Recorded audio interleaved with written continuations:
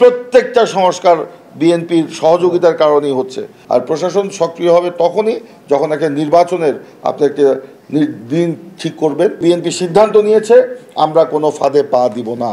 BNP বড় দল, ছাড় দেওয়ার মানসিকতা বিএনপির আছে। যে অন্তর্বর্তীকালীন সরকার, সেখানে এইসব সরকারে তো আমরা আগেই বলেছি যে এই সরকারগুলো সাধারণত 3 মাস সময় থাকে। 3 মাসের মধ্যে তাদের একমাত্র কাজ হওয়া উচিত নির্বাচন। তাহলে নির্বাচন করে তখন প্রশাসন কিন্তু একটা টাইট সিচুয়েশনে থাকে। এখন নির্বাচন ঢিলার এই কী বলে স্থানীয় যে প্রশাসন তারা ঢিলে ঢালা, তারা জানে না কি কখন নির্বাচন হবে। আপনি নির্বাচনে যখন একটা ডেট দিয়ে দেবেন দেখবেন এই প্রশাসনেই কিন্তু আপনার এগিয়ে গেছে। আপনি 91 সালে এরশাদের রেখে যাওয়া প্রশাসন দিয়ে কি আমরা নির্বাচন করি নাই? আপনার 96 সালে এই কী বলে 2001 সালে আমরা এই আওয়ামী লীগের রেখে যাওয়া প্রশাসন দিয়ে কি আমরা নির্বাচন করি নাই? তাতে কি যখন দেখেছে অন্তর্বর্তীকালীন সরকার বা তত্ত্বাবধায়ক সরকার খুব শক্ত অবস্থানে আছে, তখন প্রশাসন তার ঢিলে ঢালা ভাব রাখবে না। কে নিষেধ করেছে প্রশাসনকে আপনার যে সন্ত্রাসীদের না ধরার জন্য?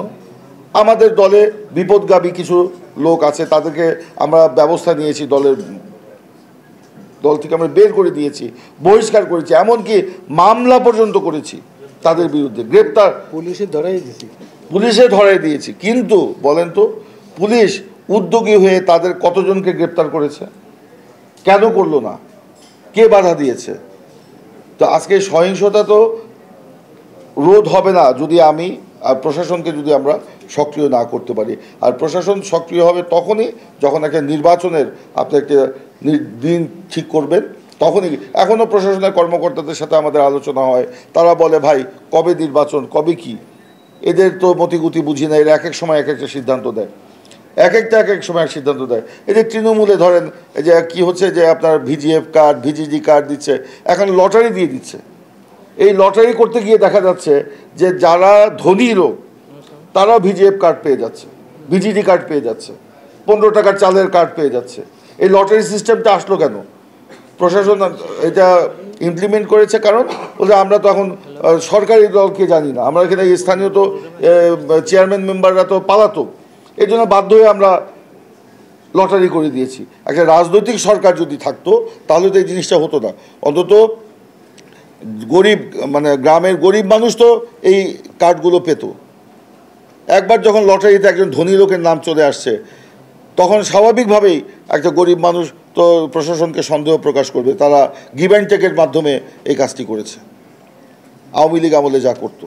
তো যাই হোক, আমি শেষ করছি যে আমরা এই যে জুলাইয়ের চার্টারের কথা বলা হচ্ছে, সেখানে আমরা যেন দ্রুত যেতে পারি। আজকে বলা হয় বিএনপি নাকি জুলাই চার্টারের বিরুদ্ধে। আজকে থেকে 4 মাস আগে বিএনপি ইন রিটেন জুলাই চার্টারের ব্যাপারে লিখিতভাবে আপনার সরকারের কাছে দিয়েছে। তাহলে 4 মাস এটা নিয়ে আপনি ঘুমিয়ে থাকলেন কেন? আজকে বিএনপিকে দোষারোপ করা হচ্ছে কেন? সংস্কার নাকি বিএনপির প্রতিবন্ধকতার কারণে হচ্ছে না। প্রত্যেকটা সংস্কার বিএনপির সহযোগিতার কারণেই হচ্ছে। বিএনপি ছাড় দিয়েছে, তার অবস্থান থেকে সরে এসেছে বলেই কিন্তু আজকে এই অবস্থান। বিএনপি বড় দল, ছাড় দেওয়ার মানসিকতা বিএনপির আছে, থাকবে। কিন্তু ছাড় দেওয়ার নামে আমাদেরকে একেবারে দেশের রাজনীতির সংস্কৃতির বাইরে গিয়ে আমাদেরকে যদি ছাড় দিতে বলা হয় কোনো বিষয়ে, সেটা তো সম্ভব নয়, সেটা সম্ভব নয়। তো যাই হোক, আজকে আমরা বলবো যে আজকে কোটটাই পড়া লোকরাই শুধু সংস্কার বুঝে, গ্রামের লোকরা সংস্কার বুঝে না। আমি যে গত রাতে 3টার সময় আসলাম গ্রাম থেকে, আমরা বিভিন্ন জায়গায় গ্রামে গঞ্জে পাড়ায় বাজারে বসছি, মানুষ বলে যে গ্রামের একটা কৃষক বা শ্রমিক কিংবা দিনমজুর কিংবা ছাত্র কিংবা কোনো ব্যবসায়ী কিংবা শহরের কোনো শিল্পপতি যার সাথেই দেখা হয় বলে যে ভাই নির্বাচন কবে, ভোট কবে। তার মানে কি ভোটের জন্য কিন্তু মানুষ মুখিয়ে আছে, মানুষ ভোটটা দিতে চায়। ভোট না হলে দেশে স্থিতিশীলতা আসবে না, এই সহিংসতাও এটা মোকাবেলা করা সম্ভব হবে না।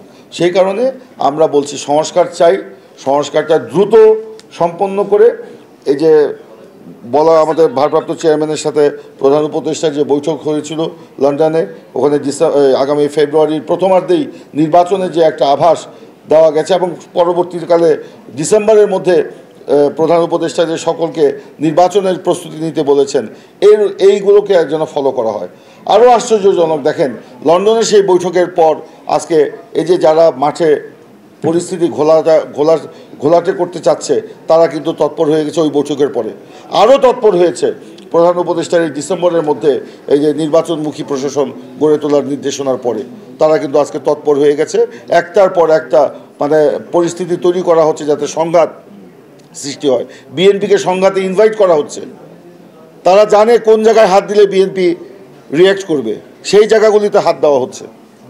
কিন্তু বিএনপি সিদ্ধান্ত নিয়েছে আমরা কোনো ফাঁদে পা দিব না, আমরা কোনো ফাঁদে পা দেব না।